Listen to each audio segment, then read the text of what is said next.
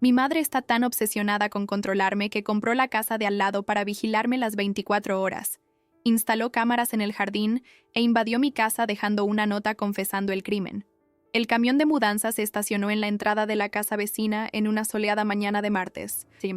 Y cuando reconocí los viejos muebles del comedor de jacarandá, siendo descargados por operarios uniformados, sentí que mi estómago se contraía en una nauseabunda mezcla de incredulidad y terror absoluto, que me hizo dejar caer la taza de café que sostenía, esparciendo el líquido oscuro por el suelo de cerámica blanca de mi cocina. Era imposible. Completamente imposible que esos fueran los muebles de mi madre siendo transportados a la casa que había estado en venta durante meses. La casa cuyo cartel de vendida había notado 3 semanas antes sin darle importancia. La casa que compartía un muro lateral de 2,5 metros de altura con mi patio trasero, permitiendo que cualquiera en el segundo piso tuviera una vista completa y sin obstáculos de toda mi área exterior, incluyendo la piscina donde nadaba cada mañana, el jardín donde cultivaba mis orquídeas raras y especialmente las grandes ventanas de mi sala de estar que mantenía abiertas durante el día para disfrutar de la luz natural. Mis 42 años de vida relativamente independiente, meticulosamente construidos a través de límites cuidadosamente establecidos y distancia geográfica estratégicamente mantenida, parecían desmoronarse ante mis ojos mientras permanecía paralizada junto a la ventana de la cocina, observando el interminable desfile de cajas etiquetadas con la inconfundible letra de Elena, mi madre que había jurado solemnemente respetar mi espacio personal después de nuestra última discusión explosiva sobre privacidad exactamente hace 8 meses. La confirmación definitiva llegó cuando vi a Elena descendiendo elegantemente de su sedán plateado importado, vistiendo su impecable conjunto de lino beige que siempre reservaba para ocasiones importantes, su cabello gris perfectamente peinado en un moño bajo que había mantenido desde que yo era niña, y especialmente esa sonrisa satisfecha y determinada que conocía muy bien. La misma sonrisa que mostraba cuando había ejecutado exitosamente algún plan elaborado que nadie había anticipado o logrado evitar. Miró directamente a mi ventana, sabiendo exactamente dónde estaría yo en ese momento, porque conocía mi rutina matutina con precisión militar, después de décadas de observarme, estudiarme, catalogar cada hábito, preferencia y patrón de comportamiento que desarrollaba, y saludó alegremente como si mudarse junto a su hija adulta, que había suplicado por espacio personal fuera la cosa más natural y razonable del mundo. El saludo no era un gesto casual. Era una declaración de guerra psicológica, un claro anuncio de que había encontrado un vacío legal y social para eludir todos los límites que yo había intentado establecer. Una demostración de poder que claramente decía que no importaba cuántas conversaciones difíciles tuviéramos sobre autonomía y privacidad, ella siempre encontraría una manera de mantener su obsesiva vigilancia sobre mi vida. Ricardo, mi esposo de 15 años, vino corriendo desde el garaje todavía con su bata azul marino, atraído por el sonido de la taza rompiéndose en el suelo, y especialmente por mi grito ahogado de desesperación que había resonado por la silenciosa casa. Sus ojos oscuros rápidamente escanearon la escena. Los fragmentos de porcelana esparcidos por el suelo, el café formando charcos irregulares entre los fragmentos, mi rostro que él describiría más tarde como una máscara de puro horror, y finalmente siguiendo mi mirada fija hacia la ventana donde el espectáculo de la mudanza continuaba desarrollándose con eficiencia profesional. «Laura, ¿qué pasó? ¿Estás bien? ¿Te lastimaste con los fragmentos?», preguntó inicialmente, sin entender todavía la magnitud de la catástrofe que se estaba materializando al otro lado del muro. Cuando finalmente procesó lo que estaba viendo, los muebles familiares siendo colocados en el jardín de la casa vecina, Elena supervisando a los transportistas con gestos precisos, las interminables cajas apiladas en el porche. Su rostro pasó por una secuencia de expresiones que iban desde la confusión inicial hasta la comprensión gradual, culminando en una mezcla de incredulidad y profunda compasión cuando murmuró las palabras que confirmaron mi peor pesadilla. «Dios mío, Laura, es tu madre. Ha comprado la casa de al lado». La historia de mi relación problemática con Elena se remontaba a mis primeros años de consciencia, cuando comencé a darme cuenta de que otros niños de mi edad tenían madres que no revisaban sus mochilas escolares 3 veces al día, buscando evidencias de comportamiento inapropiado, que no instalaban grabadoras ocultas en los dormitorios para monitorear conversaciones privadas, que no interrogaban a maestros, amigos y conocidos sobre cada detalle de las actividades de sus hijos fuera del hogar. Elena siempre justificaba su comportamiento invasivo como amor maternal dedicado, y preocupación natural por el bienestar de una hija única. Pero incluso cuando era niña, sentía que había algo profundamente perturbador en la intensidad obsesiva con la que monitoreaba cada aspecto de mi existencia. Durante mi adolescencia, sus tácticas de vigilancia progresivamente se volvieron más sofisticadas. Aprendió a hackear mis cuentas de correo electrónico cuando Internet se popularizó. Instaló aplicaciones de rastreo en mi primer teléfono móvil sin mi conocimiento, y llegó tan lejos como contratar a un investigador privado para seguirme durante mi primer año de universidad, porque me había atrevido a estudiar en otra ciudad, a 200 kilómetros de la casa donde podía observarme directamente. Mi matrimonio con Ricardo había sido un punto crucial en la dinámica de nuestra relación, porque por primera vez en mi vida tenía un aliado que entendía la naturaleza tóxica del comportamiento de Elena y me apoyaba activamente en establecer límites saludables. Ricardo había presenciado personalmente numerosos episodios de invasión de privacidad durante nuestro noviazgo, Elena apareciendo coincidentemente en restaurantes donde teníamos reservaciones, llamando repetidamente durante nuestras citas con emergencias fabricadas y en una ocasión particularmente perturbadora, intentando sobornar al portero de su edificio para acceder a las grabaciones de las cámaras de seguridad del pasillo. Fue Ricardo quien me animó a buscar terapia especializada en relaciones familiares disfuncionales, quien me ayudó a entender que el comportamiento de Elena no era ni normal ni aceptable. Y especialmente quien estuvo a mi lado cuando finalmente confronté a mi madre sobre la urgente necesidad de establecer límites claros e inviolables entre nuestras vidas. La conversación había sido explosiva, dramática, llena de acusaciones mutuas y lágrimas manipuladoras por su parte, pero había salido de esa confrontación creyendo ingenuamente que finalmente había logrado hacer entender a Elena que su comportamiento estaba destruyendo cualquier posibilidad de mantener una relación saludable. Laura, respira profundo. Pensemos racionalmente sobre esto. Ricardo intentó calmarme, guiándome suavemente lejos de la ventana y los fragmentos de porcelana, sus firmes manos sobre mis hombros temblorosos. Quizás no ha comprado la casa. Quizás solo está ayudando a alguien a mudarse. Quizás es una coincidencia. Pero incluso mientras pronunciaba estas palabras esperanzadoras, podía ver en sus ojos que él también sabía que las coincidencias no existían en el universo meticulosamente planeado de Elena. Cada una de sus acciones era calculada con precisión quirúrgica, cada movimiento estratégicamente elaborado para lograr sus objetivos obsesivos de control y vigilancia. La elección de esa casa específica, con su vista privilegiada de nuestro patio trasero, la proximidad física que haría imposible evitar encuentros diarios casuales, el momento perfecto justo después de que había mencionado durante nuestro último almuerzo forzado que finalmente me sentía libre y feliz con la distancia que habíamos establecido. Todo esto gritaba premeditación, planificación meticulosa y una determinación implacable para recuperar el control sobre mi vida, que ella creía era su derecho maternal inalienable. El sonido del timbre interrumpió nuestra conversación como una hoja afilada, e incluso antes de abrir la puerta sabía quién estaría al otro lado. Elena estaba parada en mi porche, impecablemente vestida como siempre, sosteniendo una bandeja de brownies caseros que inmediatamente reconocí como su receta especial de chocolate belga, que siempre preparaba cuando quería manipularme emocionalmente a través de la nostalgia culinaria. «¡Sorpresa, querida!», exclamó con un entusiasmo teatral que no podía enmascarar completamente el brillo triunfante en sus ojos marrones. «Vine a contarte la maravillosa noticia en persona. Soy tu nueva vecina. Ahora podemos vernos todos los días, compartir comidas, cuidarnos mutuamente. Exactamente como siempre soñé que sería cuando crecieras y tuvieras tu propia familia». La forma en que pronunció «tu propia familia» llevaba un veneno sutil, una sugerencia implícita de que mi familia no era realmente mía, sino una extensión de la suya, sobre la cual ella mantenía derechos de supervisión e interferencia perpetua. «Mamá, ¿qué hiciste?», logré preguntar, mi voz saliendo en un tono que oscilaba entre la incredulidad y la desesperación. «Hablamos de esto. Prometiste respetar mi espacio. Juraste que entendías cuando te expliqué que necesitaba privacidad para mantener mi salud mental». Pero Elena ya había cruzado el umbral, entrando a mi casa con la confianza de una propietaria, sus ojos ya escaneando cada detalle del ambiente, catalogando cambios desde su última visita, buscando evidencia de decisiones tomadas sin su consulta, de vida vivida fuera de su campo de observación directa. Privacidad, privacidad, siempre esta obsesión enfermiza con la privacidad, dijo con desdén, colocando la bandeja de brownies en la mesa de café como si estuviera plantando una bandera en territorio conquistado. La familia no necesita privacidad entre sí, Laura.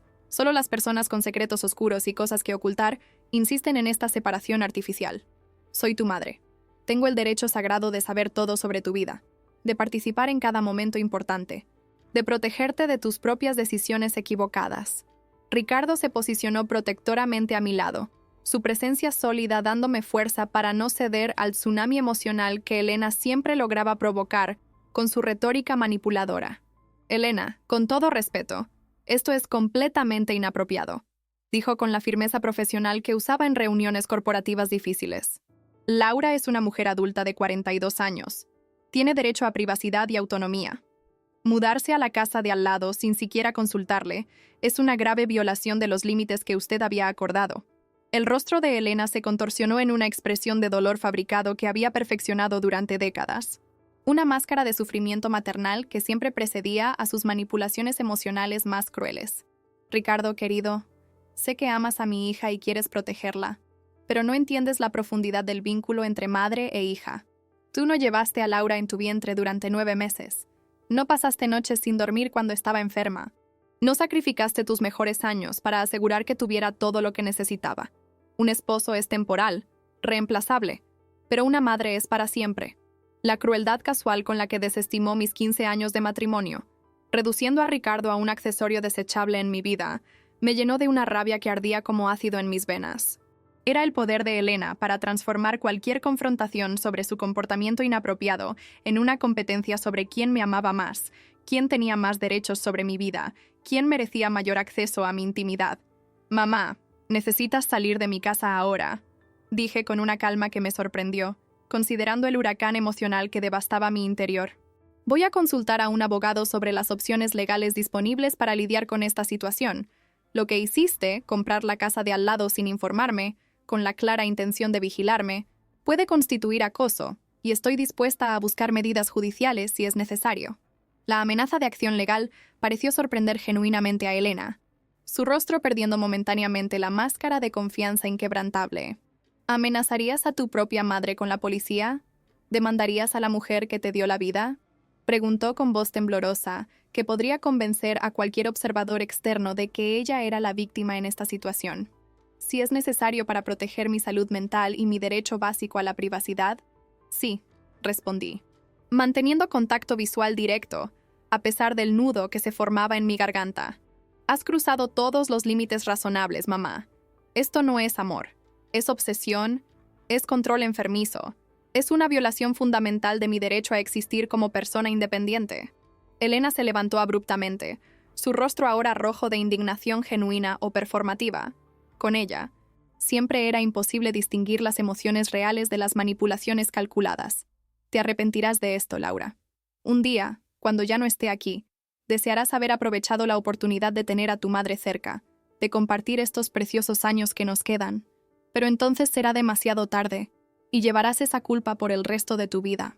Era su movimiento final clásico, chantaje emocional involucrando la mortalidad, proyectando culpa futura para controlar el comportamiento presente, transformando su invasión de privacidad en sacrificio maternal incomprendido. Después de que Elena se fue, cerrando la puerta de golpe con fuerza dramática calculada para hacer eco por toda la casa, Ricardo y yo permanecimos abrazados en silencio durante largos minutos, procesando la magnitud de lo que había sucedido y sus implicaciones para nuestro futuro, nuestro hogar, nuestro refugio, nuestro santuario de privacidad y paz. Había sido efectivamente transformado en una extensión del dominio de vigilancia de Elena. Cada movimiento en el jardín sería observado, cada coche en el garaje catalogado, cada visita cuestionada, cada rutina analizada y criticada. La libertad por la que tanto había luchado, los límites que había establecido con tanto esfuerzo emocional, habían sido obliterados por una simple transacción inmobiliaria que Elena había ejecutado con la precisión de un general planificando una invasión. «Encontraremos una solución», murmuró Ricardo contra mi cabello, sus brazos apretándome protectoramente. «Podemos construir muros más altos, instalar vallas de privacidad, plantar árboles que bloqueen la vista. O si es necesario, podemos considerar mudarnos». La idea de huir de nuestro propio hogar debido a la invasión de Elena me llenaba de una mezcla de tristeza y rebeldía. Sería admitir la derrota, permitirle dictar dónde y cómo podía vivir mi vida adulta. En las horas siguientes, mientras observaba desde la ventana del despacho del segundo piso a Elena, dirigiendo a los transportistas con eficiencia militar, posicionando estratégicamente los muebles para maximizar su capacidad de observación, instalando lo que parecía ser un telescopio amateur en la terraza del segundo piso que coincidentemente apuntaba directamente a nuestras ventanas, comencé a entender el verdadero alcance de su planificación. Esta no había sido una decisión impulsiva u oportunista. Elena claramente había estudiado la casa, calculado ángulos de visión, planificado posiciones estratégicas para máxima observación. Cuando vi a dos instaladores uniformados montando lo que obviamente eran cámaras de seguridad de alta definición, apuntando no a la calle o a su propio patio, sino directamente a nuestro jardín, supe que estábamos lidiando con algo mucho más serio que simple sobreprotección maternal. Elena había creado un sofisticado puesto de vigilancia, un centro de mando desde el cual podría monitorear cada aspecto de nuestra vida doméstica, con precisión tecnológica que haría obsoletas sus antiguas tácticas de espionaje amateur. El teléfono sonó, interrumpiendo mi espiral de pensamientos cada vez más oscuros. Era doña Carmen, nuestra vecina anciana de enfrente que había vivido en el vecindario por más de 40 años y conocía a todas las familias de la zona. «Laura, querida, vi el movimiento en la casa junto a la tuya y me preocupé», dijo con su voz suave pero cargada de genuina preocupación. «La señora que se está mudando. Se me acercó hace unas semanas haciendo preguntas muy específicas sobre ti. Quería saber tus horarios, tus rutinas, quién te visitaba frecuentemente, si viajabas mucho. Lo encontré extraño en su momento, pero cuando mencionó ser tu madre, pensé que era solo preocupación familiar normal. Ahora, viendo la cantidad de equipos de observación que están instalando, empiezo a pensar que hay algo más serio ocurriendo. La confirmación de que Elena había realizado un reconocimiento detallado de la zona, interrogando a vecinos y recopilando inteligencia sobre nuestras vidas antes de ejecutar su movimiento estratégico, transformó mi ansiedad en una férrea determinación de no permitirle destruir la vida que había construido con tanto esfuerzo. La primera semana después de la mudanza de Elena fue un ejercicio tortuoso de vigilancia mutua no declarada, donde cada uno de nuestros movimientos era observado y catalogado por su presencia omnipresente en la casa de al lado, transformando simples actividades cotidianas en actuaciones conscientes bajo la mirada escrutadora de una audiencia no deseada que nunca dormía. Despertar por la mañana se había convertido en un ritual de ansiedad, porque sabía que en el momento en que abría las cortinas del dormitorio, Elena estaría estratégicamente posicionada en algún punto de su propiedad, fingiendo regar plantas que no necesitaban agua, o limpiar ventanas ya inmaculadas, pero en realidad documentando mentalmente la hora exacta en que comenzábamos nuestro día. Ricardo comenzó a cerrar las cortinas del baño antes de ducharse, algo que nunca había sido necesario en 15 años viviendo en esa casa, porque descubrimos que el ángulo del baño principal se alineaba perfectamente con una de las ventanas del segundo piso de la casa de Elena, y la idea de ser observados en momentos íntimos se había convertido en una fuente constante de malestar psicológico que estaba afectando nuestra capacidad de relajarnos, incluso dentro de nuestro propio hogar.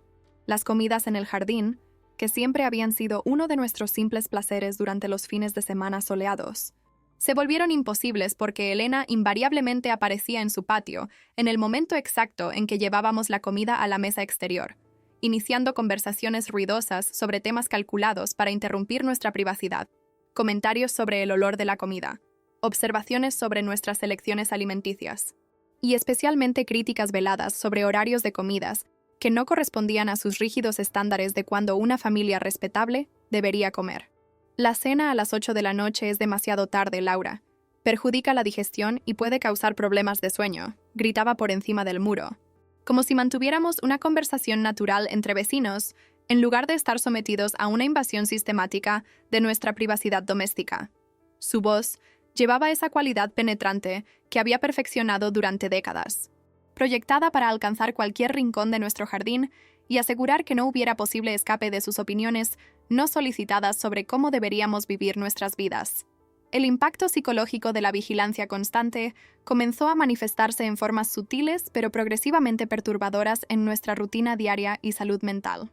Ricardo, que siempre había sido una persona naturalmente relajada y espontánea en casa, comenzó a desarrollar tics nerviosos que nunca antes había mostrado, comprobando constantemente las ventanas para asegurar que las cortinas estuvieran completamente cerradas, susurrando en conversaciones que deberían ser normales por miedo a que Elena pudiera estar escuchando a través de las paredes compartidas.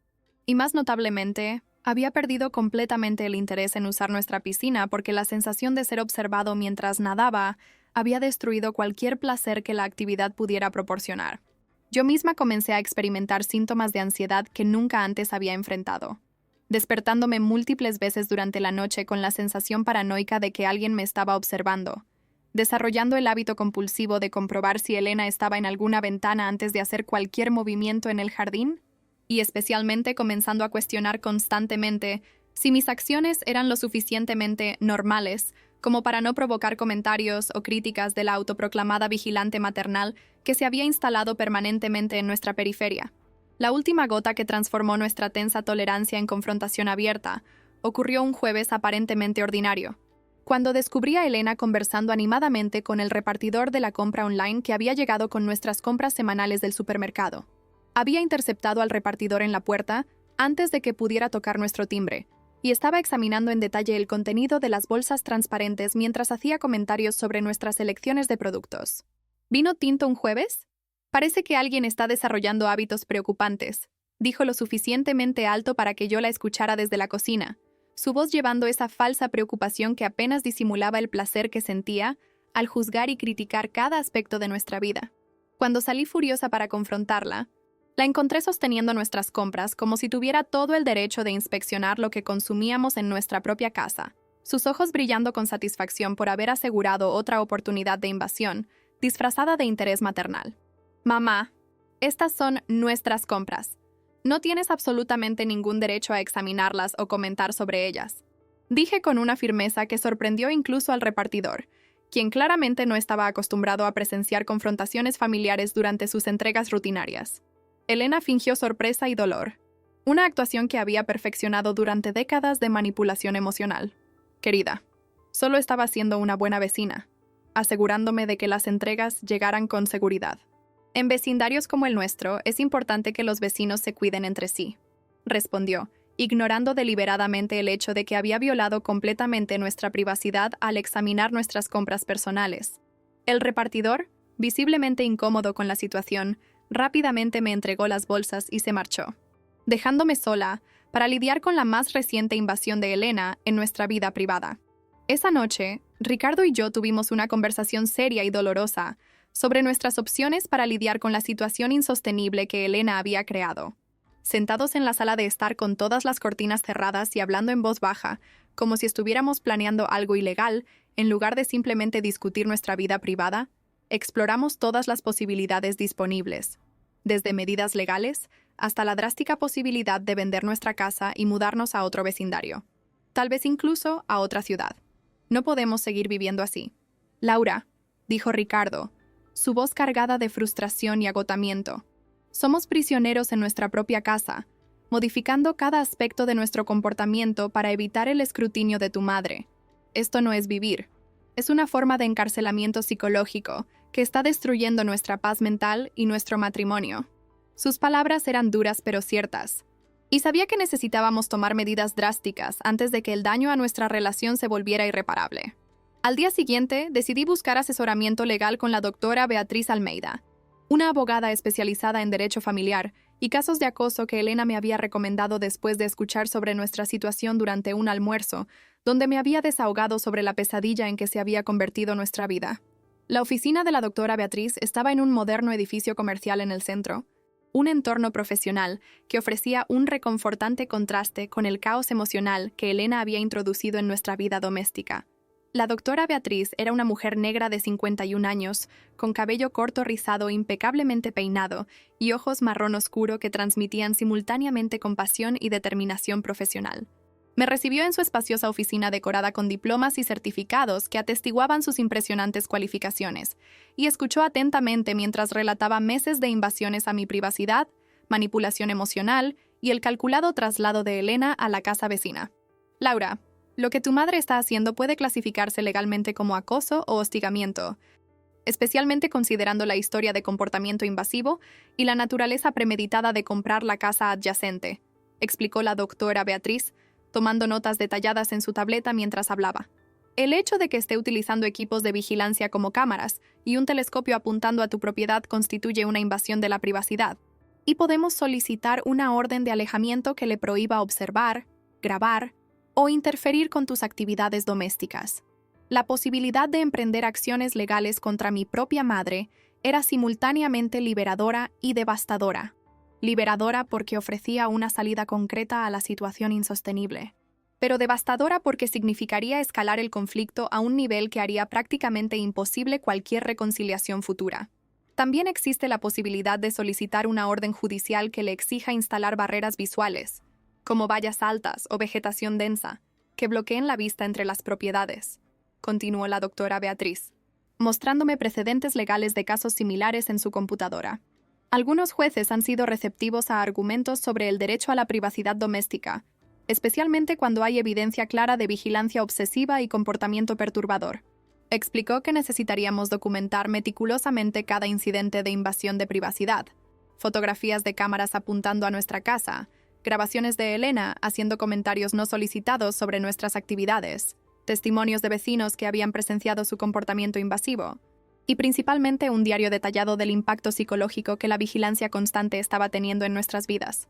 Regresé a casa esa tarde con una carpeta llena de formularios legales y una estrategia clara para enfrentar legalmente el comportamiento de Elena, pero también con el peso emocional de saber que estaba a punto de cruzar una línea que cambiaría permanentemente la naturaleza de nuestra ya problemática relación.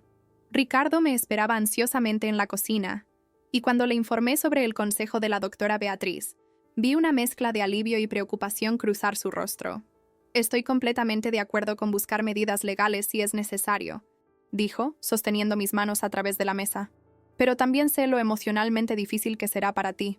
Demandar a tu propia madre no es algo que se haga a la ligera, incluso cuando ella ha cruzado claramente todos los límites aceptables. Su comprensión y apoyo eran reconfortantes, pero no disminuían la angustia de tener que elegir entre aceptar la vigilancia perpetua o tomar acciones legales contra la mujer que me había dado a luz. Durante los días siguientes, comencé el meticuloso proceso de documentar cada instancia de invasión de privacidad y comportamiento perturbador de Elena. Instalé una aplicación de grabación en mi teléfono para capturar sus comentarios invasivos gritados sobre el muro. Tomé fotografías discretas de las cámaras de seguridad apuntando a nuestro jardín. Y lo más importante, comencé a llevar un diario detallado de cómo la vigilancia constante estaba afectando nuestra salud mental y calidad de vida. Ricardo contribuyó con sus propias observaciones, documentando las veces que había visto a Elena usando binoculares para observar nuestras ventanas, y principalmente reportando el impacto que la situación estaba teniendo en su capacidad para trabajar desde casa. Había instalado una oficina en la habitación de invitados hace años, pero ahora se sentía constantemente observado e incapaz de concentrarse, sabiendo que Elena podría estar monitoreando sus movimientos a través de las ventanas.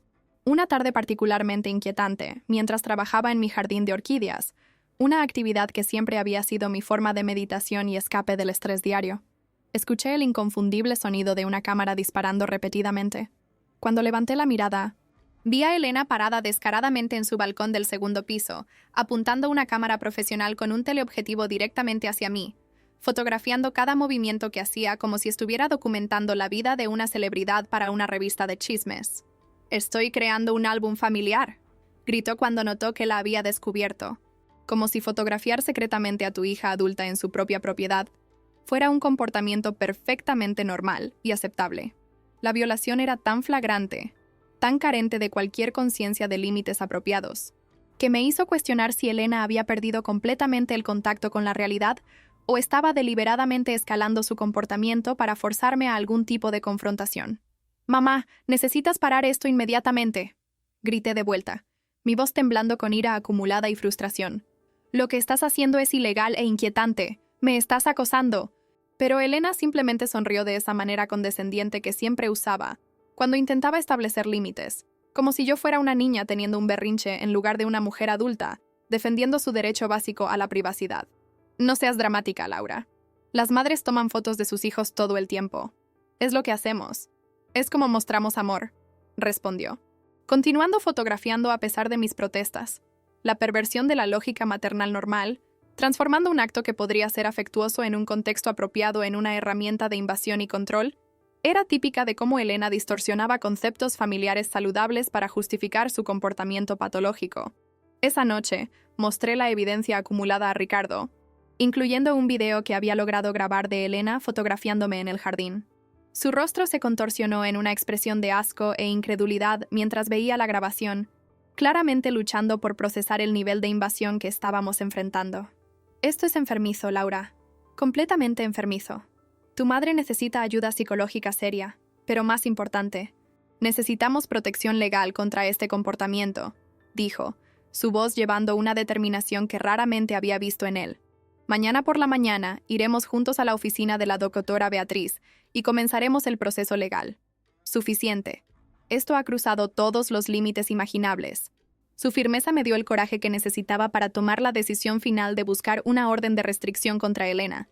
Pero antes de que pudiéramos ejecutar nuestro plan, Elena escaló su comportamiento invasivo a un nivel que ni siquiera yo, conociendo su propensión a ignorar los límites, podría haber anticipado.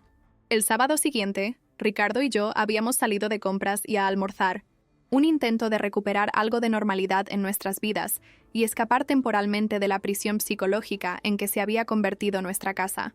Cuando regresamos al final de la tarde, encontramos nuestra puerta trasera abierta y señales obvias de que alguien había estado dentro de nuestra casa. Mi corazón se aceleró mientras recorríamos las habitaciones, verificando si algo había sido robado, pero rápidamente quedó claro que nada de valor había sido tomado. En cambio, encontramos evidencia perturbadora de que alguien había revisado nuestras pertenencias personales. Cajones de ropa íntima habían sido abiertos y reorganizados. Documentos personales en la oficina claramente habían sido examinados y reemplazados en un orden diferente. Y lo más inquietante de todo, encontré una nota de Elena en nuestra mesa de noche. La nota, escrita con su inconfundible caligrafía en papel perfumado que siempre usaba para correspondencia que consideraba importante, decía: «Querida Laura, noté que habías salido y estaba preocupada por la seguridad de la casa. Como buena madre y vecina, decidí verificar si todo estaba en orden.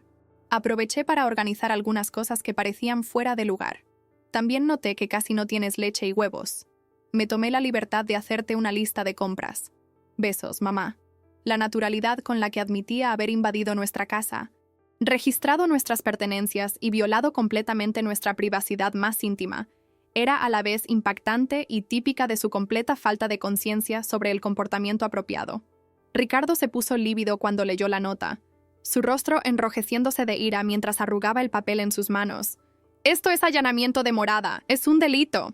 Ella confesó por escrito que entró a nuestra casa sin permiso», gritó, su voz resonando a través de la casa violada. «Vamos a llamar a la policía ahora mismo. Esto ha ido más allá de todos los límites posibles. Tu madre es una criminal, Laura, y necesita ser tratada como tal». Sabía que tenía razón, que Elena había cruzado una clara línea legal que no podía ser ignorada o excusada como excentricidad maternal, pero aún dudaba, luchando con décadas de condicionamiento que me hacían sentir culpable por considerar acciones policiales contra mi propia madre.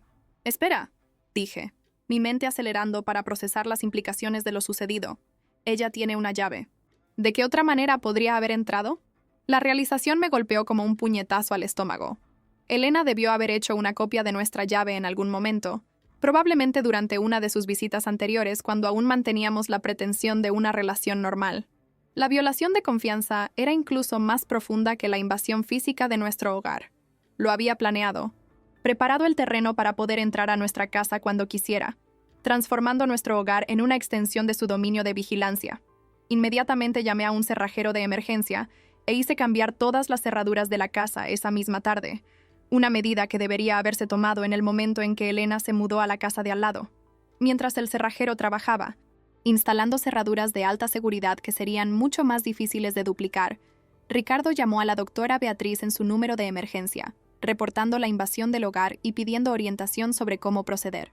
Ella nos aconsejó que presentáramos inmediatamente una denuncia policial, preserváramos todas las pruebas, incluida la nota de Elena, y documentáramos cualquier objeto que pudiera haber sido tocado o alterado. «Esto cambia completamente la naturaleza del caso», dijo a través del altavoz. «El allanamiento de morada es un delito grave, y con su confesión escrita, tenemos fundamentos sólidos no solo para una orden de alejamiento, sino posiblemente para cargos criminales». Pasé el resto de ese sábado en un estado de shock e incredulidad, tratando de procesar el hecho de que mi madre había violado la santidad de nuestro hogar, el único lugar donde todavía pensábamos que teníamos algo de privacidad, lejos de su vigilancia obsesiva. Cada habitación de la casa ahora parecía contaminada por su presencia no autorizada. cada objeto potencialmente examinado y juzgado por sus ojos críticos. El sentimiento de violación era tan profundo que me sentía físicamente enferma, corriendo al baño varias veces con oleadas de náuseas causadas por la ansiedad y el horror ante la situación. Ricardo trató de consolarme, pero él mismo estaba luchando para lidiar con la ira y la sensación de impotencia frente a la invasión.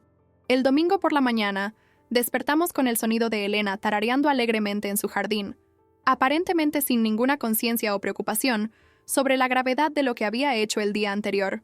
Su capacidad para compartimentar y racionalizar su comportamiento criminal como actos de amor maternal era verdaderamente perturbadora, sugiriendo un nivel de desconexión de la realidad que iba más allá del simple comportamiento controlador. Observándola a través de la ventana de la cocina, mientras podaba rosales con la serenidad de alguien sin una preocupación en el mundo, finalmente entendí que Elena no era solo una madre sobreprotectora o controladora. Era alguien con serios problemas psicológicos que la hacían genuinamente peligrosa para nuestra seguridad y bienestar. La visita a la comisaría esa tarde fue una experiencia surrealista y emocionalmente devastadora. El edificio gubernamental, con sus paredes pintadas de beige institucional y el olor característico a café viejo y desinfectante, parecía un escenario improbable para denunciar a mi propia madre por allanamiento de morada. El oficial que nos atendió, un hombre de mediana edad con una expresión cansada que sugería años de lidiar con conflictos familiares, inicialmente pareció escéptico cuando comenzamos a reportar la situación, pero cuando mostramos la nota de Elena confesando la invasión, las fotografías de cámaras apuntando a nuestra casa y la historia documentada de comportamiento invasivo, su actitud cambió visiblemente. «Esto es grave», dijo, tecleando nuestra declaración en su antiguo ordenador. «Allanamiento de morada con confesión escrita, más evidencia de acoso sistemático. Necesitaremos que proporcionen una declaración formal y probablemente tendremos que citar a su madre para interrogarla». Las palabras «citar a su madre para interrogarla» resonaron en mi mente como algo sacado de una pesadilla de la que no podía despertar. En todas mis fantasías sobre establecer límites con Elena, nunca había imaginado que llegaría al punto de involucrar a la policía, de convertir nuestra disfunción familiar en un asunto policial. Pero allí estaba yo, firmando documentos oficiales que iniciarían una investigación criminal contra la mujer que me había criado, que me había alimentado, vestido y supuestamente amado durante los años más vulnerables de mi vida. La disonancia cognitiva era casi insoportable. ¿Cómo reconciliar los recuerdos de una madre cuidándome de niña con la realidad de una acosadora obsesiva que había invadido mi hogar adulto? Ricardo permaneció a mi lado durante todo el proceso, su mano firmemente sosteniendo la mía, mientras luchaba por mantener la compostura, narrando años de violaciones de privacidad que habían culminado en la invasión física de nuestro hogar. El oficial hizo preguntas específicas sobre fechas, horas, testigos, construyendo metódicamente un caso que transformaba a Elena de madre preocupada a perpetradora de delitos. «¿Cuánto tiempo ha estado ocurriendo este comportamiento?», preguntó, y me encontré retrocediendo décadas en el tiempo, recordando incidentes en la adolescencia, la universidad, al principio de mi matrimonio, construyendo un patrón de comportamiento que revelaba que mudarse a la casa de al lado era solo la escalada más reciente de una obsesión que había durado toda mi vida. Cuando finalmente salimos de la comisaría con una copia de la denuncia policial y la promesa de que se asignaría un detective al caso, el sol se estaba poniendo, pintando el cielo con tonos de naranja y rojo que parecían reflejar el tumulto emocional dentro de mí. «Hiciste lo correcto», dijo Ricardo mientras conducíamos a casa en silencio. «Sé que no se siente así ahora, pero establecer límites legales claros es la única forma de proteger nuestra cordura y nuestro matrimonio». Sus palabras eran lógicas y reconfortantes, pero no disminuían la sensación de que había cruzado un rubicón emocional del que no había retorno. La relación con Elena, ya disfuncional y problemática, había entrado ahora en el territorio de procedimientos criminales y órdenes judiciales. El lunes por la mañana, 2 detectives aparecieron en nuestra puerta para recolectar evidencia adicional y hacer preguntas más detalladas sobre el patrón de comportamiento de Elena.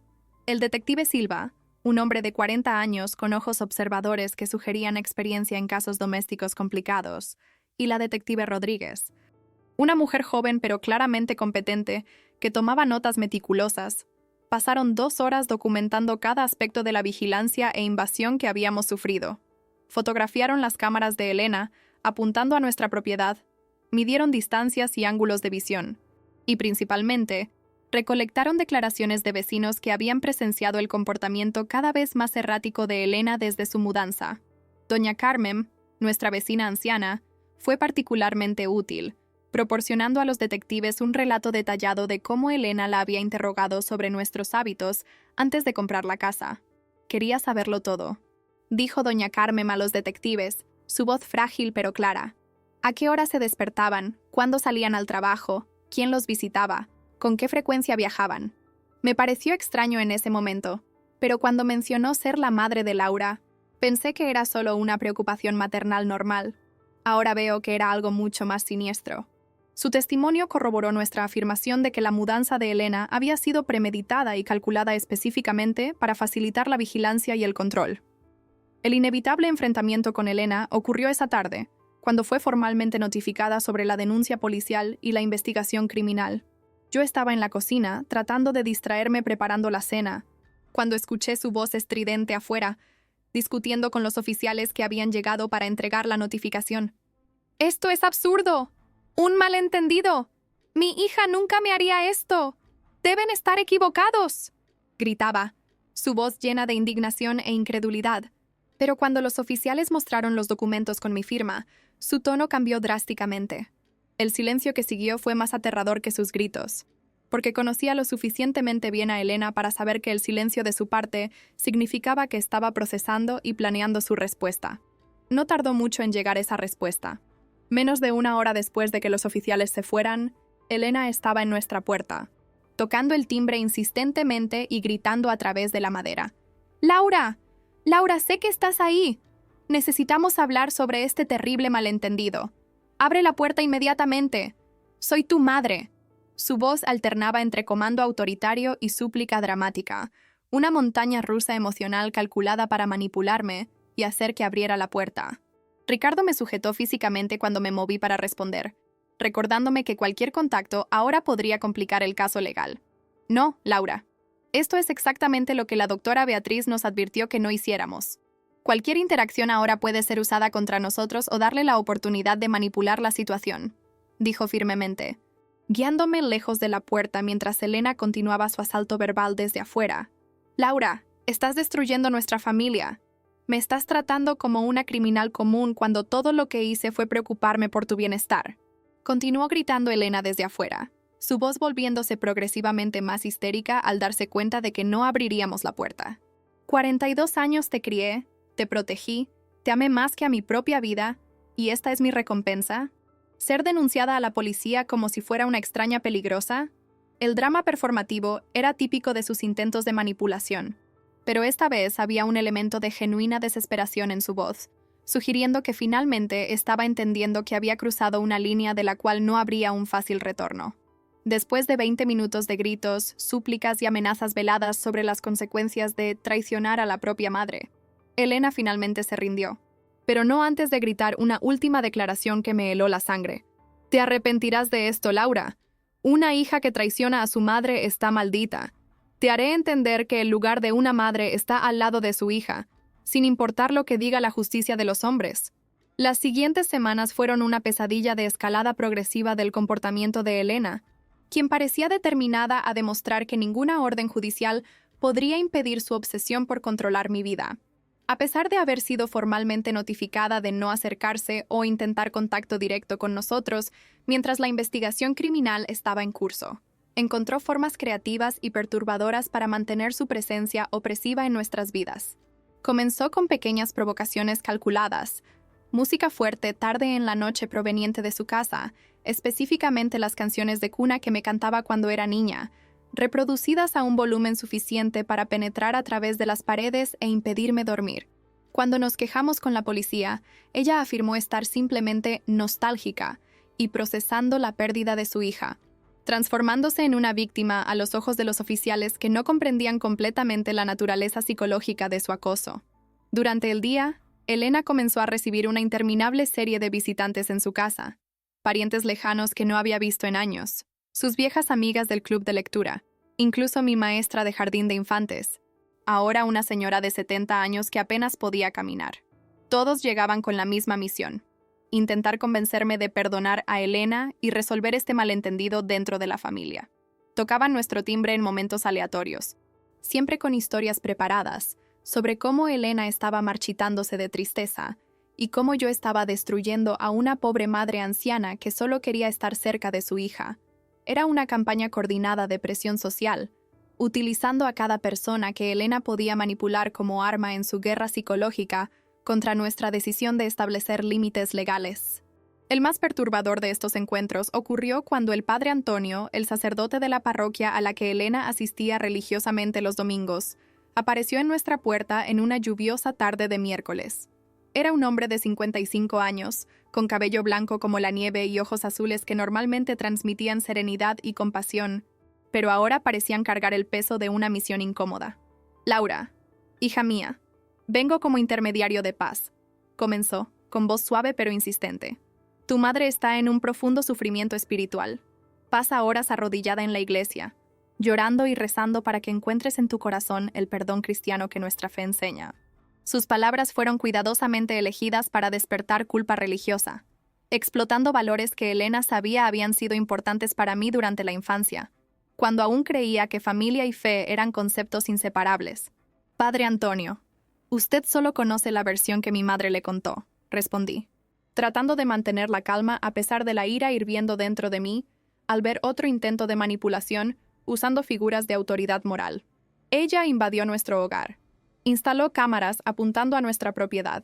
Ha estado acosándome sistemáticamente durante décadas. Esto no es amor maternal. Es un comportamiento criminal que está destruyendo mi salud mental y mi matrimonio. El sacerdote pareció genuinamente sorprendido por la vehemencia de mi respuesta. Claramente no esperaba una versión tan diferente de los hechos. Elena obviamente había omitido los aspectos criminales de su comportamiento, presentándose como una madre incomprendida, victimizada por una hija ingrata, influenciada por su marido. Ricardo, que había permanecido en silencio hasta ese momento, intervino con firmeza profesional. «Padre, con todo respeto, está siendo utilizado como herramienta en una campaña de manipulación.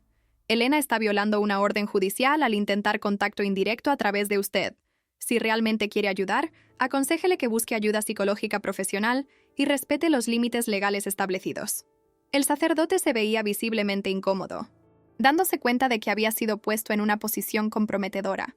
Antes de irse, murmuró algo sobre rezar por la reconciliación familiar y esperar que el amor prevalezca sobre la ley, pero pude ver en sus ojos que empezaba a cuestionar la narrativa que Elena había construido.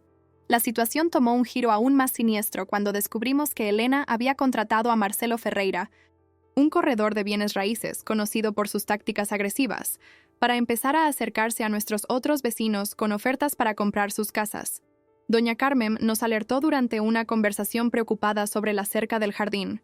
«Laura, querida, ese hombre rubio del traje caro ha estado visitando todas las casas de la calle, ofreciendo valores por encima del mercado, diciendo que tiene un cliente muy interesado en adquirir múltiples propiedades en el vecindario para un proyecto familiar especial». La implicación era aterradora. Elena estaba tratando de comprar toda la calle, crear un complejo de vigilancia del que sería imposible escapar sin abandonar completamente nuestro hogar y vida establecidos. Marcelo era un hombre de 38 años con ese tipo de belleza artificial de vendedor que usaba el encanto calculado como herramienta profesional. Cuando finalmente llamó a nuestra puerta, su sonrisa ensayada falló momentáneamente al reconocer quiénes éramos. «Señora Laura, señor Ricardo, qué placer conocerlos personalmente. Tengo una propuesta muy interesante de mi cliente para la adquisición de su propiedad. Está dispuesta a pagar 30% por encima del valor de mercado, pago en efectivo, sin inspección requerida», dijo, tratando de mantener un tono profesional mientras evitaba el contacto visual directo, claramente incómodo con la naturaleza poco ética de su misión. «Marcelo, ambos sabemos quién es su cliente», respondió Ricardo, cruzando los brazos en una postura que dejaba clara su nula disposición para juegos. «Y debes saber que estás participando en una campaña de acoso que es objeto de una investigación criminal. Te sugiero que reconsideres tu participación en esta situación antes de que te conviertas en cómplice de delitos». El corredor perdió completamente su compostura profesional, su rostro enrojeciéndose mientras balbuceaba algo sobre solo hacer su trabajo y no tener conocimiento de asuntos legales. Se marchó apresuradamente, pero el daño estaba hecho. Ahora todo el vecindario sabía que Elena estaba dispuesta a gastar fortunas para mantener su obsesivo asedio a nuestra vida. La constante presión psicológica estaba cobrando un devastador peaje en nuestra salud física y mental. Ricardo desarrolló una úlcera debido al estrés, requiriendo medicación diaria y cambios drásticos en su dieta. Yo comencé a tener pesadillas recurrentes donde Elena aparecía en todas partes. En el trabajo, en el supermercado, incluso en nuestro dormitorio, siempre observando, siempre juzgando, siempre presente. Me despertaba varias veces por noche en pánico, comprobando compulsivamente si las puertas estaban cerradas, si las ventanas estaban cerradas, si no había signos de invasión. La paranoia se estaba convirtiendo en mi compañera constante, transformando cada sombra en una potencial amenaza, cada ruido en una señal de peligro inminente. Fue durante este periodo de deterioro progresivo que la doctora Beatriz finalmente consiguió una audiencia judicial para solicitar una orden de restricción formal. La fecha se fijó para un gris jueves de octubre, y la preparación para la confrontación legal consumió cada momento de las semanas precedentes. Necesitábamos organizar todas las pruebas: fotografías, grabaciones, testimonios de testigos, registros médicos documentando el impacto del estrés en nuestra salud, el diario detallado de cada incidente de invasión y acoso. La carpeta de documentos creció hasta convertirse en 3 volúmenes pesados. Cada página prueba adicional de que el comportamiento de Elena había sobrepasado hace tiempo los límites de lo aceptable y entrado en el territorio de lo patológico y criminal. La noche anterior a la audiencia, recibí una llamada de un número desconocido. Cuando contesté, quizás esperando a un funcionario judicial con información sobre el proceso, me sorprendió la voz de una mujer que se identificó como la doctora Marcia Santos, una psiquiatra que había tratado brevemente a Elena 5 años atrás. Señora Laura, estoy violando protocolos éticos al hacer esta llamada, pero siento que es mi deber moral advertirle. Comenzó, su voz tensa con el peso de su decisión de romper la confidencialidad médica. Su madre abandonó el tratamiento después de solo 3 sesiones cuando sugerí que su comportamiento hacia usted presentaba características de trastorno obsesivo de la personalidad con rasgos de trastorno delirante. Se negó a aceptar cualquier posibilidad de que su comportamiento fuera problemático. Estoy preocupada por la escalada que está describiendo. Por favor, tome todas las precauciones necesarias para su seguridad. La revelación de que Elena había sido diagnosticada con trastornos psiquiátricos específicos, pero había rechazado el tratamiento, añadió una nueva dimensión de complejidad y peligro a la situación. No estábamos tratando solo con una madre sobreprotectora o controladora, sino con alguien que posiblemente sufría de graves condiciones mentales que le impedían reconocer la naturaleza destructiva de su comportamiento. La doctora Marcia explicó que el trastorno delirante podía hacer que Elena creyera genuinamente que sus acciones estaban justificadas y eran necesarias, creando una realidad alternativa donde ella era la heroína salvando a su hija de peligros imaginarios, no la perpetradora de crímenes reales. Constantemente mencionaba que estabas en peligro, que la gente intentaba alejarte de ella, que era su misión divina protegerte. Continuó la psiquiatra, cada palabra confirmando patrones que yo reconocía dolorosamente. Cuando sugerí que estos temores podrían ser infundados, se volvió extremadamente agitada. Me acusó de ser parte de una conspiración para separarlas, y nunca regresó. Guardé tus expedientes todos estos años porque algo me dijo que esta información sería importante algún día. El valor de la doctora Marcia al compartir esta información, arriesgando su licencia profesional para protegerme, fue un acto de compasión que me conmovió profundamente en medio de la pesadilla que estaba viviendo. En la mañana de la audiencia, desperté antes del amanecer, incapaz de dormir debido a la ansiedad por la confrontación legal que se avecinaba. Ricardo ya estaba despierto, sentado en la cocina con una taza de té de manzanilla que se enfriaba sin tocar, mientras revisaba nuestros documentos por 100ª vez. «Todo estará bien», dijo cuando me vio, pero había una incertidumbre en sus ojos que traicionaba sus palabras optimistas. Ambos sabíamos que estábamos a punto de cruzar un Rubicón familiar, después de enfrentar a Elena en la corte, exponiendo públicamente sus crímenes y trastornos mentales. No habría posibilidad de volver a ninguna apariencia de normalidad familiar. Llegamos al juzgado 1 hora antes de la hora programada, acompañados por la doctora Beatriz, quien irradiaba confianza profesional en su impecable traje azul marino. El edificio del juzgado, con su arquitectura imponente y atmósfera solemne, parecía el escenario apropiado para el drama familiar que estaba a punto de desarrollarse. Mientras esperaba en el pasillo, vi a otras parejas y familias aguardando sus propias audiencias, cada una cargando el peso de conflictos personales que habían escalado más allá de la resolución privada. Había algo profundamente triste en ver a tantas personas obligadas a buscar intervención legal en asuntos que deberían resolverse con amor y comprensión. Elena llegó exactamente a la hora programada, acompañada por su abogado, un hombre de mediana edad con apariencia cansada que claramente no estaba entusiasmado con el caso. Estaba vestida calculadamente para parecer frágil e inofensiva. Un modesto vestido floral, cabello gris peinado con sencillez, maquillaje mínimo que enfatizaba su edad. Era una actuación cuidadosamente orquestada de una madre anciana victimizada, diseñada para evocar simpatía del juez. Cuando nuestras miradas se cruzaron a través del pasillo, vi en ellas no el reconocimiento de culpa o remordimiento, sino una determinación férrea mezclada con algo que solo podía describir como pura obsesión. «Asesina de madre», susurró al pasar junto a mí, lo suficientemente bajo para que solo yo escuchara. Las palabras eran venenosas, calculadas para desestabilizarme momentos antes de la audiencia. Ricardo apretó mi mano, habiendo notado el sutil ataque verbal, y la doctora Beatriz discretamente tomó nota del incidente.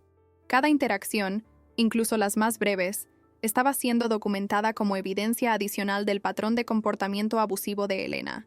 La sala de audiencias era más pequeña de lo que había imaginado, con paredes revestidas de madera oscura y ventanas altas que dejaban entrar una luz gris que coincidía con el sombrío estado de ánimo del procedimiento. El juez, Dr. Roberto Méndez, era un hombre de 60 años con cabello blanco y ojos que habían presenciado décadas de conflictos familiares. Entró con la solemnidad apropiada a su posición y todos se pusieron respetuosamente de pie. Mientras comenzaba a revisar los documentos del caso, pude ver cómo sus cejas se elevaban progresivamente al absorber el alcance y la gravedad de las acusaciones. «Este es un caso excepcionalmente perturbador», comenzó, su voz profunda haciendo eco en la sala silenciosa. «La evidencia presentada sugiere un patrón sistemático de invasión a la privacidad, acoso y comportamiento criminal que va mucho más allá de la preocupación maternal normal». Elena intentó protestar, pero su abogado rápidamente la silenció con un toque en el brazo. El juez continuó. «Escucharé testimonios de ambas partes, pero debo advertir que la invasión de hogar con confesión escrita es una alegación extremadamente seria que recibirá el peso apropiado». Cuando fue mi turno de testificar, me levanté con piernas temblorosas pero voz firme.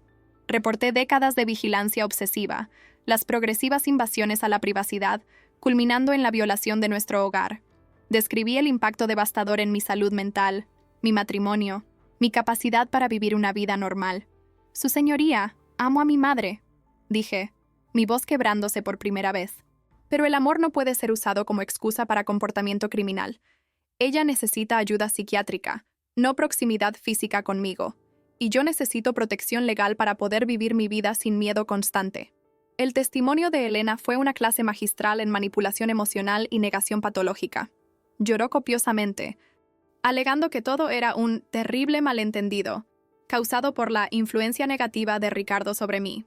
Insistió en que entrar a nuestra casa había sido un acto de amor maternal, para garantizar nuestra seguridad, que las cámaras eran solo para registrar momentos familiares preciosos, que mudarse a la casa de al lado era su derecho como madre de estar cerca de su hija. Cada justificación revelaba más claramente la completa desconexión de la realidad, la incapacidad para reconocer límites normales, la convicción delirante de que sus derechos maternos superaban cualquier ley o límite personal. «Señora Elena», el juez la interrumpió en un momento, claramente frustrado con su evasividad. «¿Está admitiendo haber entrado en la casa de su hija sin permiso?» Elena dudó, percatándose de la trampa legal, pero su necesidad compulsiva de justificar sus acciones la traicionó. «Tengo derecho a entrar en la casa de mi hija. Yo la crié. Esa casa solo existe porque le enseñé a trabajar y ser responsable. Todo lo que tiene es gracias a mí». Su arrebato emocional, lleno de sentido de derecho y enojo, fue exactamente lo que el juez necesitaba escuchar para entender la gravedad de la situación. El momento más dramático de la audiencia llegó cuando la doctora Beatriz presentó la grabación de audio que había hecho de Elena gritando amenazas fuera de nuestra puerta. La voz estridente de Elena llenó la sala. «Te arrepentirás de esto, Laura. Una hija que traiciona a su madre está maldita. Te haré entender que el lugar de una madre está junto a su hija, sin importar lo que diga la justicia de los hombres». El silencio que siguió fue ensordecedor. Incluso el abogado de Elena parecía encogerse en su silla, dándose cuenta de que no había posible defensa ante amenazas grabadas tan explícitas. El juez tardó solo 15 minutos en deliberar antes de regresar con su decisión. Basado en la evidencia presentada, incluyendo la confesión escrita de invasión de hogar, evidencia fotográfica de vigilancia sistemática, testimonios de testigos y grabaciones de amenazas verbales, este tribunal concede una orden de restricción completa e inmediata, anunció, con una voz que no dejaba lugar a ambigüedades. La señora Elena Silva tiene prohibido acercarse a menos de 500 metros de la residencia o lugar de trabajo de los peticionarios.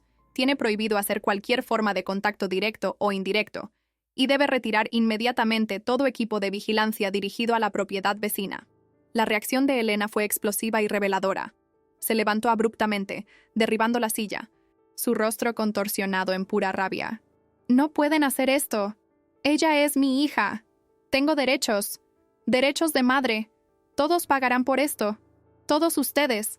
2 oficiales del tribunal tuvieron que contenerla físicamente mientras intentaba avanzar hacia mí, gritando obscenidades y maldiciones que resonaban por los pasillos del tribunal. Fue la confirmación final, si aún se necesitaba alguna, de que estábamos tratando con alguien profundamente perturbado, que representaba un peligro real para nuestra seguridad. Adicionalmente, continuó el juez, elevando su voz sobre los gritos de Elena mientras la sacaban de la sala, recomiendo firmemente que la señora Helena busque evaluación psiquiátrica inmediata. Cualquier violación de esta orden resultará en arresto inmediato y posibles cargos criminales por desacato al tribunal. Luego se dirigió a Ricardo y a mí con una expresión de genuina compasión. Sé que esto es difícil cuando involucra a la familia. Hicieron lo correcto al buscar protección legal. Les sugiero que también consideren medidas de seguridad adicionales en su residencia. Salimos de la sala del tribunal en silencio, el peso de la decisión judicial creando una mezcla compleja de alivio y tristeza. Habíamos obtenido la protección legal que necesitábamos, pero al costo de exponer públicamente la enfermedad mental de Elena y efectivamente criminalizar a nuestra propia madre. La doctora Beatriz intentó asegurarnos que habíamos tomado la única elección posible dadas las circunstancias, pero sus palabras profesionales no podían aliviar la carga emocional de haber tenido que buscar protección legal contra la mujer que me había dado a luz. Los meses siguientes a la orden de restricción estuvieron marcados por una extraña mezcla de paz relativa y tensión constante, como vivir permanentemente en la calma antes de la tormenta, sabiendo que Elena estaba allí, a solo unos metros, legalmente impedida de acercarse pero psicológicamente presente en cada momento de nuestro día. La casa de al lado permanecía ocupada por ella, un recordatorio físico constante de que nuestra batalla estaba lejos de terminar, incluso con la protección legal que habíamos asegurado. Las cámaras habían sido retiradas según lo ordenado por el tribunal, pero aún sentía el peso de su mirada cada vez que pasaba por las ventanas. Una presencia fantasmal que se había instalado permanentemente en mi psique después de décadas de vigilancia obsesiva. Ricardo y yo intentamos reconstruir algo de normalidad en nuestras vidas, pero era como tratar de construir sobre arenas movedizas. Cada pequeño progreso era socavado por la conciencia de que Elena estaba allí, esperando, planeando, buscando lagunas en la orden judicial que pudiera explotar. Instalamos un sofisticado sistema de seguridad en nuestro hogar, con cámaras que irónicamente nos transformaron en vigilantes de nuestra propia vida, invirtiendo los roles de observador y observado en una inquietante danza psicológica. Las grabaciones mostraban a Elena ocasionalmente parada en su patio, mirando fijamente nuestra casa durante horas, técnicamente respetando la distancia legal, pero violando el espíritu de la orden de restricción a través de su presencia opresiva y constante. 3 meses después de la audiencia, recibí una carta a través del abogado de Elena, un sobre grueso que mi corazón sabía contenía más manipulación emocional disfrazada de intento de reconciliación. La carta tenía 20 páginas, escritas a mano en la meticulosa caligrafía de Elena, una elaborada narrativa que reescribía nuestra historia familiar a través de lentes distorsionados, donde ella era simultáneamente víctima y heroína, mártir incomprendida del amor maternal. Mi querida Laura, comenzaba la carta, escribo estas palabras con mi corazón roto en 1000 pedazos, cada fragmento llevando el amor infinito que siempre he tenido y siempre tendré por ti, mi única hija, mi razón de vivir, mi propósito en esta tierra. Las palabras estaban calculadas para despertar culpa, cada frase una aguja psicológica diseñada para perforar las defensas que había construido con tanto esfuerzo. Elena describió en detalle dramático su sufrimiento en la prisión emocional de la orden de restricción, cómo pasaba noches sin dormir llorando, cómo había perdido 15 kilos porque no podía comer, cómo se le caía el pelo debido al estrés de estar injustamente separada de su hija. Narró recuerdos seleccionados de mi infancia, momentos cuidadosamente elegidos para maximizar la nostalgia y minimizar los aspectos inquietantes de su comportamiento controlador. ¿Recuerdas cuando tenías 5 años y tuviste esa fiebre alta? Y me quedé despierta durante 3 noches a tu lado, colocando compresas frías en tu frente y cantando tus canciones favoritas? Escribió, omitiendo convenientemente que ella había causado la fiebre al obligarme a tomar baños fríos en invierno como un método para fortalecer el sistema inmunológico. La carta también contenía amenazas sutiles, disfrazadas de preocupaciones maternales. Me estoy haciendo vieja, Laura. Mi corazón está débil. Los médicos dicen que el estrés podría matarme en cualquier momento. Si algo me sucede, tendrás que vivir con la culpa de haberle negado a una madre sus últimos momentos con su hija. Era chantaje emocional en su forma más pura, usando la mortalidad como arma para intentar forzarme a romper la orden de restricción. También mencionó que había cambiado su testamento, insinuando que me había desheredado, pero dejando la puerta abierta para reconsideraciones si volvía a ser la hija amorosa que había criado. Mostré la carta a mi terapeuta, la doctora Andrea Campos, quien había comenzado a atenderme regularmente desde la escalada del conflicto con Elena. La doctora Andrea era una mujer de 50 años especializada en trauma familiar y relaciones tóxicas, con un enfoque directo pero compasivo que me ayudaba a procesar las complejas capas de culpa, ira y tristeza que provocaba el comportamiento de Elena. Laura, esta carta es un ejemplo clásico de manipulación narcisista, me explicó durante nuestra sesión, destacando extractos específicos. Observa cómo nunca asume una responsabilidad real por sus acciones, siempre posicionando todo como actos de amor incomprendidos. No puede reconocerte como una persona separada con tus propios derechos. ¿Pero y si realmente muere?, pregunté, expresando el miedo que me atormentaba durante las noches de insomnio. ¿Y si el estrés realmente le causa un ataque al corazón y tengo que vivir sabiendo que podría haberlo evitado? La doctora Sweeranene. Andrea me miró con firme compasión. Laura, no eres responsable de las elecciones de Elena, incluida la forma en que elige procesar emocionalmente las consecuencias de sus propios actos criminales. Si está sufriendo, es porque se niega a buscar ayuda psiquiátrica adecuada y aceptar la responsabilidad. Estableciste límites saludables y necesarios. Cómo reacciona a estos límites es su elección y responsabilidad, no la tuya. La situación dio un giro inesperado cuando Marcelo, el agente inmobiliario, apareció en nuestra puerta un sábado por la mañana con expresión perturbada. Señora Laura, necesito hablarle sobre su madre, dijo claramente incómodo.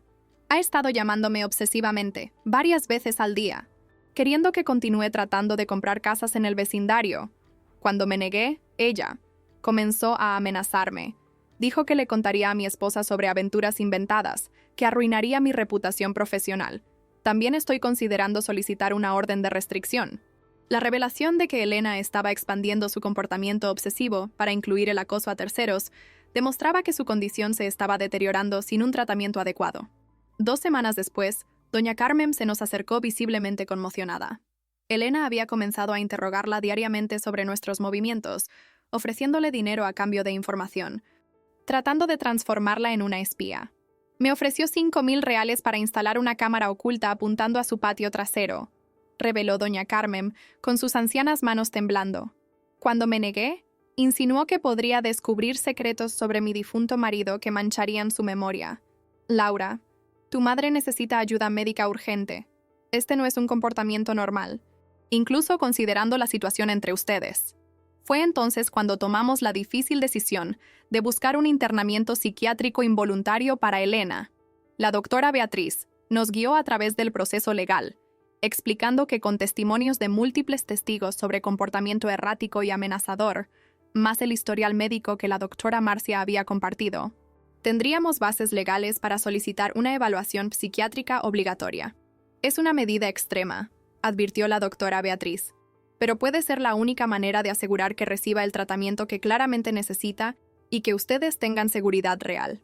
El proceso se inició un lluvioso lunes que parecía reflejar el peso de la decisión que habíamos tomado. Acompañados por 2 psiquiatras designados por el tribunal y funcionarios judiciales, fuimos a la casa de Elena para la evaluación obligatoria.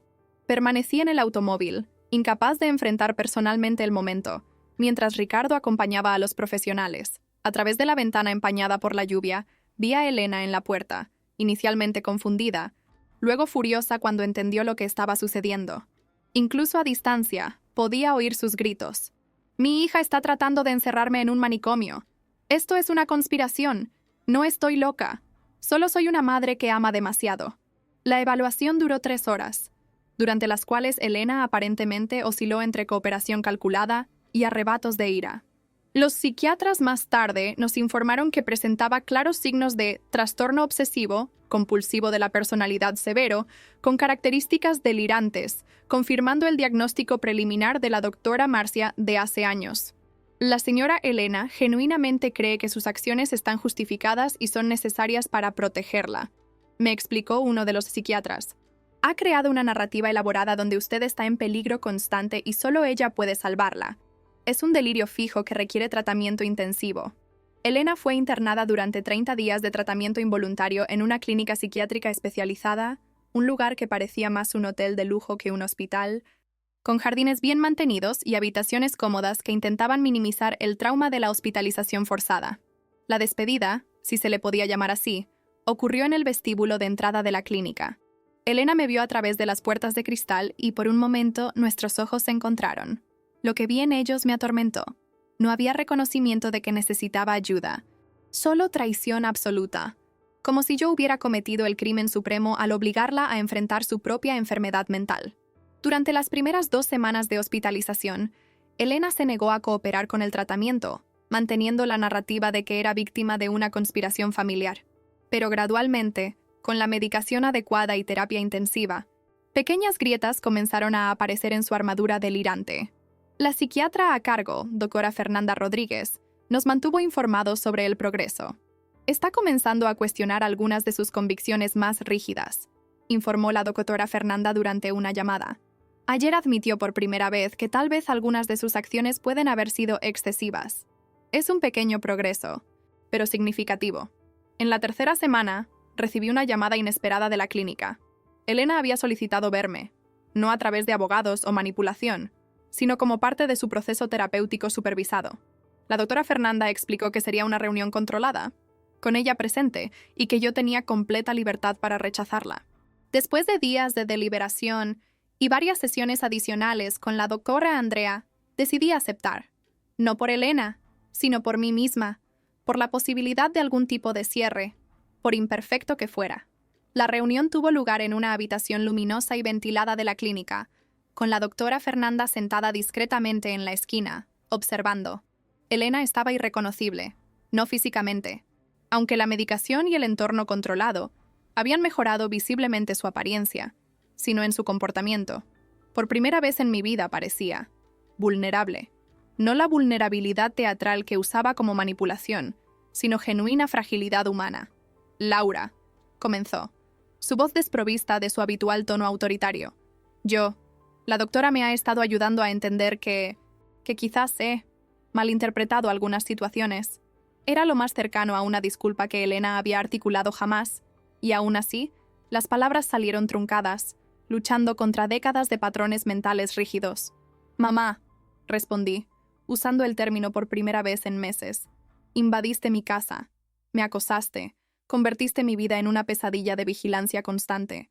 Elena se estremeció con cada palabra, como si fueran golpes físicos. «Lo sé. No lo sé. Pensé que lo sabía, pero todo está confuso ahora. La medicación hace que todo parezca diferente, menos urgente, menos peligroso». La doctora Fernanda intervino suavemente. «Elena está comenzando a entender que su percepción de peligro constante respecto a usted era una distorsión causada por su condición. Es un proceso largo, pero está progresando». Elena me miró con ojos que por primera vez parecían verme realmente, no como una extensión de sí misma o una propiedad a proteger, sino como una persona separada. «Te amé de la única manera que sabía», dijo, con lágrimas genuinas corriendo por su rostro. «Pero ahora estoy entendiendo que mi forma de amar estaba enferma. Salí de esa reunión emocionalmente agotada, pero extrañamente más ligera. No hubo perdón. Algunos límites una vez cruzados no pueden deshacerse con disculpas o tratamiento. Pero hubo, por primera vez, un reconocimiento mutuo de la realidad de la situación. Elena estaba enferma, genuinamente enferma, y esa enfermedad había destruido cualquier posibilidad de una relación normal entre nosotras. Pero ella estaba finalmente recibiendo tratamiento. Y yo estaba finalmente libre del peso de preguntarme si estaba siendo cruel al establecer límites con alguien mentalmente enfermo. Los 30 días de hospitalización se extendieron a 90 por recomendación médica y el sorprendente consentimiento de Elena, quien parecía estar, por primera vez en su vida, genuinamente comprometida con su tratamiento. Durante este periodo, Ricardo y yo comenzamos el proceso de reconstrucción real de nuestras vidas. Empezamos a usar el jardín nuevamente, a abrir las cortinas, a vivir sin el peso constante de la vigilancia. La casa de al lado permaneció vacía, una cicatriz física en el paisaje que gradualmente perdió su poder para perturbarnos. Al final del tercer mes, Elena recibió el alta con la condición de continuar un tratamiento ambulatorio intensivo y medicación supervisada. No regresó a la casa de al lado.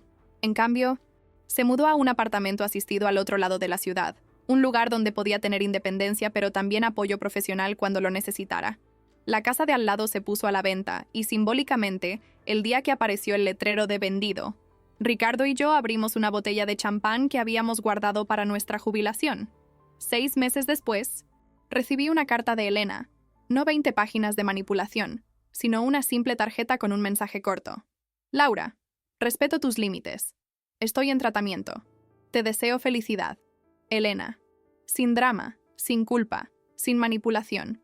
Solo reconocimiento y distancia respetuosa. Guardé la tarjeta no como un recuerdo afectuoso, sino como un hito de un viaje doloroso que finalmente había alcanzado algún tipo de resolución. Un año después de la orden de restricción original, asistí a una conferencia sobre relaciones familiares tóxicas, compartiendo mi historia con otros sobrevivientes de abuso familiar. La parte más difícil, le dije a la audiencia, fue aceptar que el amor y el abuso pueden coexistir, que alguien puede creer genuinamente que está actuando por amor mientras causa un daño profundo. Mi madre me amaba, a su manera enferma y distorsionada, pero ese amor enfermo casi destruye mi vida. Establecer límites, buscar protección legal, forzar tratamiento médico. Estas no fueron acciones contra su amor, sino actos de amor propio, de supervivencia. Una mujer en la audiencia levantó la mano. ¿Te arrepientes de denunciar a tu propia madre? Tomé un respiro profundo antes de responder. Me arrepiento de haber tardado tanto. Me arrepiento de haber tolerado décadas de invasión antes de actuar. Me arrepiento de haber dejado que llegara al punto de comprar la casa de al lado antes de buscar ayuda legal. Pero no me arrepiento de elegir mi salud mental, mi matrimonio, mi vida por encima de una versión distorsionada de lealtad familiar que me mantenía prisionera. Hoy, 3 años después de aquella fatídica mañana cuando vi el camión de mudanza, vivo una vida que sería irreconocible para la Laura que dejaba que Elena controlara cada aspecto de su existencia. Ricardo y yo renovamos nuestros votos matrimoniales, celebrando no solo nuestro amor, sino nuestra supervivencia como pareja a través de una prueba que podría haber destruido cualquier relación. Tenemos un sistema de seguridad en casa, no por paranoia, sino por prudencia. Mantengo 0 contacto con Elena, recibiendo solo actualizaciones médicas ocasionales a través de la doctora Fernanda, confirmando que continúa con el tratamiento. La casa de al lado fue comprada por una joven pareja con 2 niños pequeños, cuyas risas y juegos en el jardín crearon una nueva banda sonora para nuestras vidas, borrando los ecos de la vigilancia obsesiva de Elena. A veces, cuando escucho a los niños llamando a su madre, siento una punzada de algo que no es exactamente nostalgia, sino reconocimiento de pérdida, no de la madre que tuve, sino de la madre que podría haber tenido si Elena no fuera rehén de su propia mente enferma. El padre Antonio se me acercó recientemente, no para intentar la reconciliación, sino para disculparse. Entiendo ahora que fui utilizado como herramienta de manipulación, dijo. Elena sigue asistiendo a la iglesia, pero es diferente, más tranquila. La medicación y la terapia han hecho una diferencia real. Ya no habla de ti, lo que, paradójicamente, parece ser el mayor signo de progreso. Le agradecí su visita, pero dejé claro que no tenía interés en actualizaciones sobre Elena. Algunos capítulos necesitan permanecer cerrados para que la sanación sea posible. La doctora Andrea, mi terapeuta, me dijo en nuestra última sesión: Laura, sobreviviste a algo que muchos no pueden. El proceso de separarte de una madre con trastorno de personalidad severo. Estableciste límites, protegiste tu vida, y aún así te aseguraste de que recibiera el tratamiento necesario. Esto no es crueldad, es compasión informada por autopreservación. Sus palabras se convirtieron en un mantra que repito cuando, ocasionalmente, La culpa intenta infiltrarse en momentos de vulnerabilidad.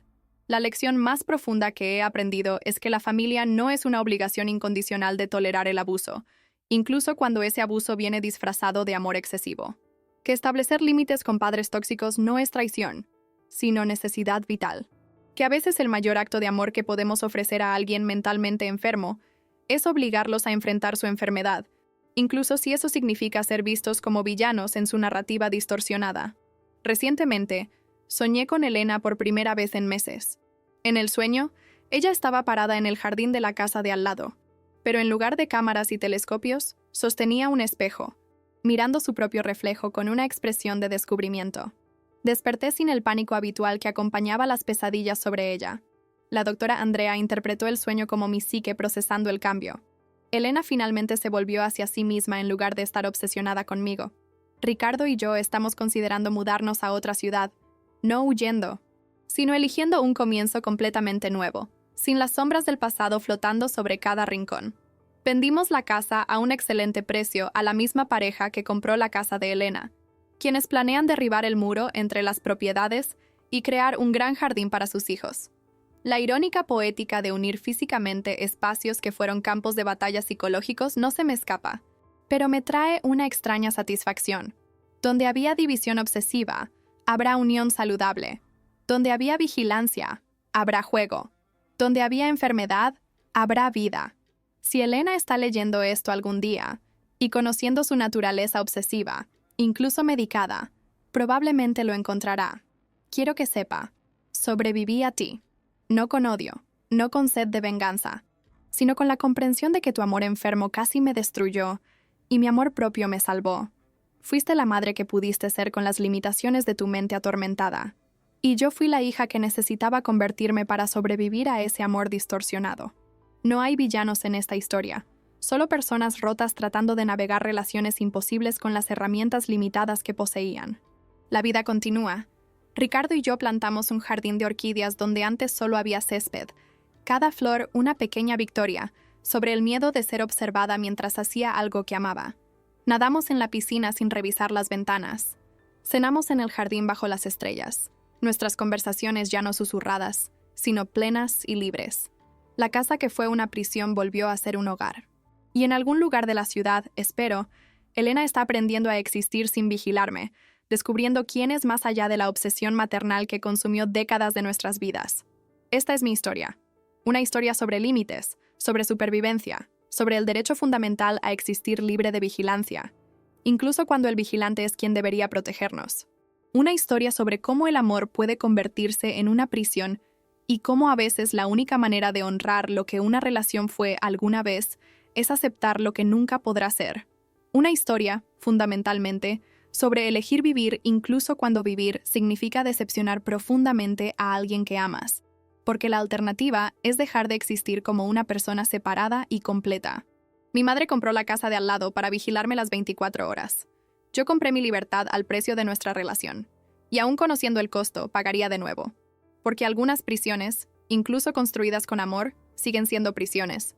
Y todo ser humano merece la dignidad de la privacidad, la libertad de existir sin vigilancia, el derecho fundamental de ser un individuo completo y separado, incluso, especialmente, de aquellos que nos dieron la vida. ¿Te gustó la historia de Laura? Entonces, suscríbete al canal, deja tu like y comenta desde dónde estás viendo. Ah, y hay otra historia esperándote aquí en la pantalla. Haz clic allí y te estaré esperando.